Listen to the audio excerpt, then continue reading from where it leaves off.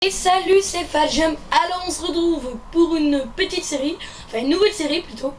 C'est Vive la Redstone. Eh oui, vive la Redstone.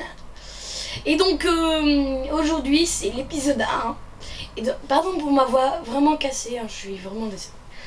Donc on se retrouve pour l'épisode 1. Et donc cet épisode est consisté d'une porte sécurisée. Oups, ce bloc, on s'en fiche. Voilà.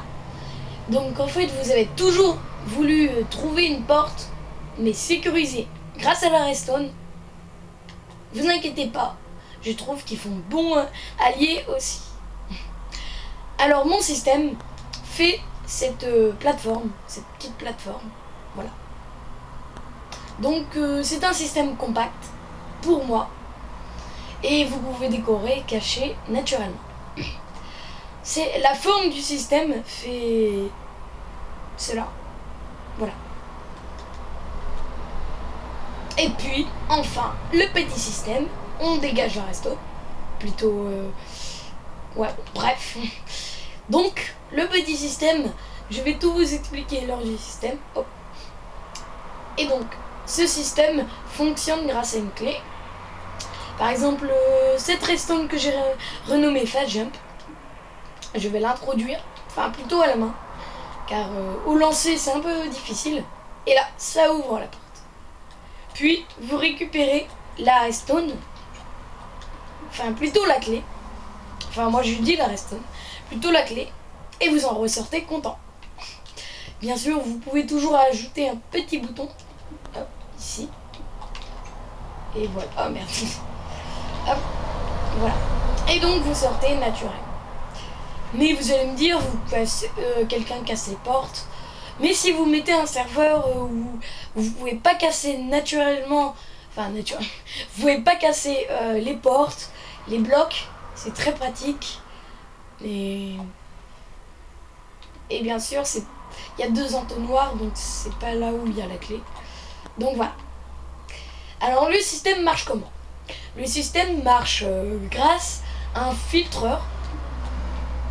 Cela dit avec un entonnoir. Donc, je vous explique. Vous mettez un entonnoir comme ça.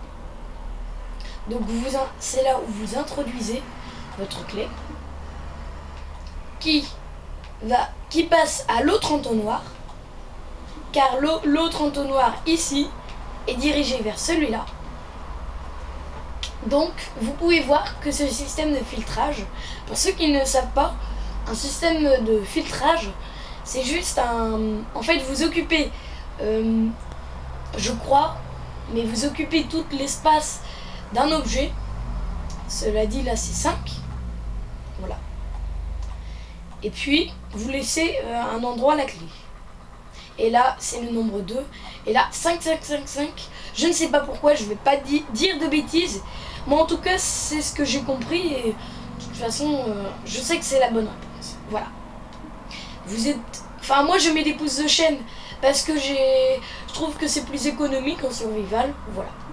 Donc continuons l'explication. Donc ce qui fait basculer l'item ici. Et si l'item n'est pas accepté, par exemple si je mettais cette redstone qui n'est pas renommée, l'entonnoir ne va pas l'accepter car il y a déjà des pouces, plus il y a la redstone où il est noté Fadjump. Donc la redstone ne peut pas aller. En fait, l'item on peut stacker avec un item si l'item est écrit redstone et l'autre aussi. On peut stacker, très bien, regardez. Hop, je fais ça. Puis là, je peux pas stacker. Enfin voilà, là on peut pas. Voilà. Et donc, à cause de ça, enfin plutôt grâce à ça, on peut avoir un système de filtrage comme ici. Et donc pour que la redstone entre en contact, on va dire à peu près ça, entre stack avec lui, il faut avoir le nom, le même nom, comme là Fadjump et fast jump et le même item. Après le même nombre, ça devient un peu plus compliqué, mais pour l'instant ce système est très bien. Et donc ici il y a un comparateur qui compare, c'est le but d'un comparateur, qui compare combien il y a d'objets. Cela dit, là il y a selon l'objet il y a une redstone allumée, et donc quand je vais introduire la clé, ça va s'allumer et le répéteur, enfin ça va s'allumer ici, le répéteur va transmettre le courant ici et ce qui va aller jusqu'à la porte et l'ouvrir. Donc on réessaye encore pour vous montrer.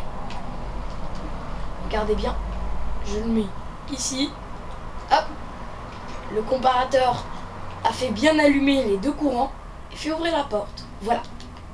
Donc passons au tuto maintenant. Alors, c'est très simple et très compact, car vous pouvez cacher ici, vous voyez que vous avez un espace libre, et puis vous mettez des escaliers ici, voilà. Donc, passons au tuto, je vais faire en aérien. Alors hop, je fais ça. Hop.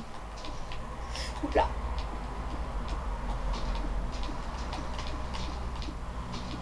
Hop. Hop, je me dépêche parce que voilà. Vous mettez deux entonnoirs comme ça. Plutôt un comme ça. Ça évite de passer du temps, donc je mets comme ça, moi personnellement. Puis après, vous mettez un comparateur. Hop. Juste ici. Hop. Vous mettez de la redstone. Ici. Puis, ici. Bon, je fais ça. Voilà. Merde. Désolé pour ce petit gomme. Donc, vous prenez un comparateur. Ah, un répéteur, pardon. Qu'est-ce que j'ai? Hop. Puis, vous mettez ça. Vous mettez un répéteur ici. Je crois bien. Ah, quoique. Non, c'est plutôt un répéteur ici. Et puis, vous mettez la redstone. Ici. Et le bloc. Et ici. Et la porte est ici. Si vous voulez que je vous montre. Donc, j'espère que vous avez bien compris le système. Vous mettez le répéteur au niveau du comparateur. Donc, le système se fait comme ça. Je vais vite le faire.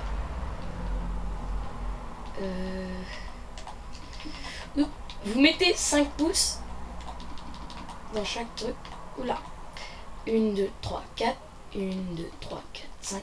3, 4, 5. Voilà, hop. Et vous mettez votre item. Là, je mets de la redstone pour vous, juste vous montrer. Hop. Et voilà. Bien sûr, s'il met l'item d'une pouce, ça va un peu défailler le système. Mais il y a juste un tout petit désavantage. C'est que quand on récupère la clé, bah, on peut avoir les pouces. Mais ce qui désavantage votre système. Donc, enfin, je veux dire.